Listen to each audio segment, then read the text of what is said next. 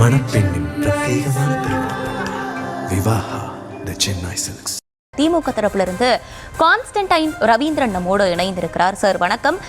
இணைப்பில் இணைந்தமைக்கு மிக்க நன்றி. நீங்கள் அந்த வீடியோவை பார்த்துருப்பீங்க அப்படின்னு நம்புகிறேன்.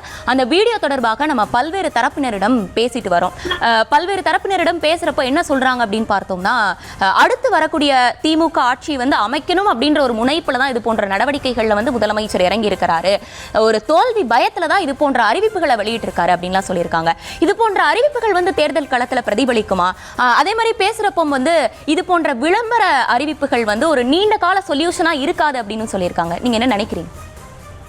முதலில் தமிழ்நாட்டு மக்கள் தாய்மார்கள் இந்த ஒரு மகிழ்ச்சியான செய்தியை கேட்டு தமிழ்நாடே குதூகலமாக இருக்கிறது, மகிழ்ச்சியாக இருக்கிறது.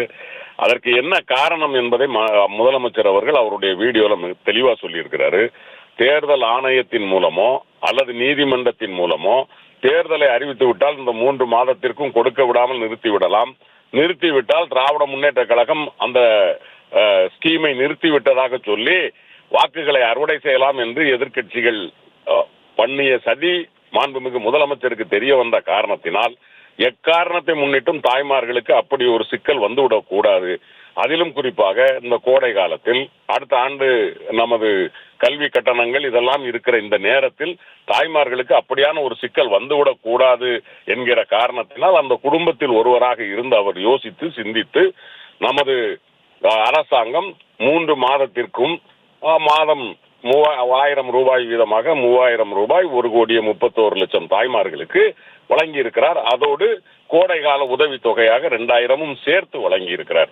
எனவே இது காசு கொடுத்து கொண்டிருந்ததைத்தான் அவர் சேர்த்து கொடுத்திருக்கிறார். சிக்கல் வந்துவிடக்கூடாது, தேர்தல் நேரத்தில் தாய்மார்கள் பரிதவித்து நின்று விடக்கூடாது. ஏனென்றால் நமது தொலைக்காட்சியிலேயே நீங்கள் பல பயனாளர்களை பேட்டி எடுத்தீர்கள்.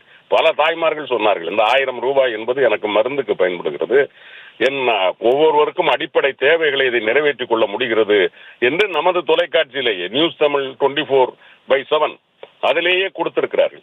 அப்படி ஒவ்வொரு தாய்மார்களும் ஒருவேளை இந்த தொகையை கொடுக்க விடாமல் நிறுத்திவிட்டால் ஒன்றிய பாஜக அரசோ அல்லது அந்த பாஜக அரசின் மூலமாக இங்கு கூட்டணி வைத்திருக்கக்கூடிய அதிமுக இணைந்து ஒரு சதித்திட்டம் நிறைவேறுமே ஆனால் தாய்மார்கள் தவித்து விடக்கூடாது என்பதற்காகத்தான் இந்த தொகை கொடுக்கப்பட்டிருக்கிறதே தவிர, இல்லை என்றாலும் இது மாதந்தோறும் போகிற தொகை தானே. இதென்ன புதிதாகவா நாங்கள் இந்த திட்டத்தை துவக்கி இருக்கிறோம்? ஏறத்தாழ 24 மாதங்கள் முடிந்து பல பேருக்கு நம்ம 3வது ஆண்டாக இதை தொடர்ந்து கொண்டிருக்கிறோம். எனவே இந்த திட்டம் தொடர்ந்து போய்கொண்டிருக்கிறது. நமது எதிரணியில் இருக்கக்கூடியவர்கள், உங்களுக்கு தெரியும், பாரதிய ஜனதா கட்சி தலைமையிலான கூட்டணி என்பது முதலமைச்சர் சொன்னதை போல ஒரு டெல்லி அணியாக விளையாடி கொண்டிருக்கிறது. அந்த விளையாட்டிலே நம்ம தாய்மார்கள் பாதிக்கப்பட்டு விடக் கூடாது என்பதற்காகத்தான் முதலமைச்சர் அவர்கள் இந்த முடிவை எடுத்திருக்கிறார். மகிழ்ச்சியான முடிவு, தாய்மார்கள் வரவேற்கிற முடிவு, தமிழ்நாட்டு மக்களுக்கான முடிவு. அதோடு அவர் ஏற்கனவே வைத்திருந்த திட்டத்தை சொல்லி இருக்கிறார். நாங்கள் 2000 ரூபாய் ஆட்சிக்கு வந்தவுடனே கொடுப்போம் என்று சொல்லி இருக்கிறார். நிச்சயமாக தாய்மார்களுக்கு தெரியும், சொன்னதை செய்யக்கூடியவர் முத்துவேல் கருணாநிதி ஸ்டாலின் என்கிற நமது முதலமைச்சர். எனவே இது ஒரு மகிழ்ச்சியான தருணம். பொருளாதார வளர்ச்சிக்கு, கிராமப்புற பொருளாதார வளர்ச்சிக்கான ஒரு திட்டம் என்பதை பொருளாதார ஆய்வறிஞர்கள் புரிந்து கொள்வார்கள். புரியாத அரசியல்வாதிகள் அரசியல் பேசிக் கொண்டிருந்தால் நாம் அதை பற்றி கவலைப்பட வேண்டிய அவசியம் இல்லை என்று நான் கருதுகிறேன்.